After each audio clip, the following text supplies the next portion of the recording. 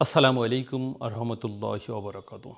সম্মানিত দেশবাসী ভাই ও বোনেরা, আমরা এমন একটা দেশে বসবাস করি যে দেশে অসংখ্য বেকার মানুষ তাদের জীবন যুদ্ধে টিকে থাকবার জন্য অল্প অল্প মূলধন নিয়ে উদ্যোক্তা হবার আগ্রহ নিয়ে বিভিন্ন যন্ত্রপাতি ক্রয় করছে, কিন্তু এই যন্ত্রপাতিগুলো ক্রয়ের পরে সঠিক ব্যবহার করতে পারছে না, তার উদ্যোক্তা হওয়ার বাসনা থেকে ছিটকে পড়ছে।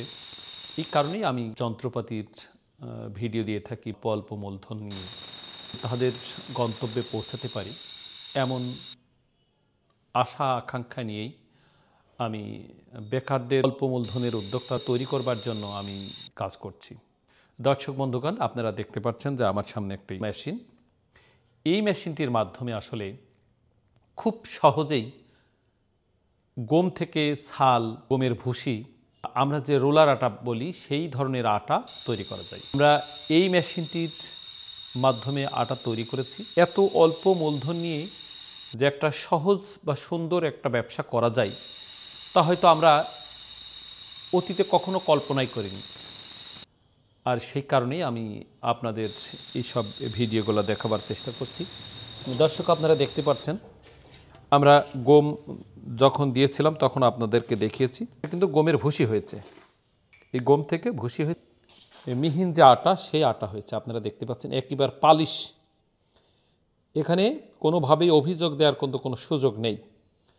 অর্থাৎ এই মেশিনটির মাধ্যমে একজন উদ্যোক্তা অল্প মূলধন নিয়ে এই মেশিনটি সঙ্গে যুক্ত হতে পারবেন।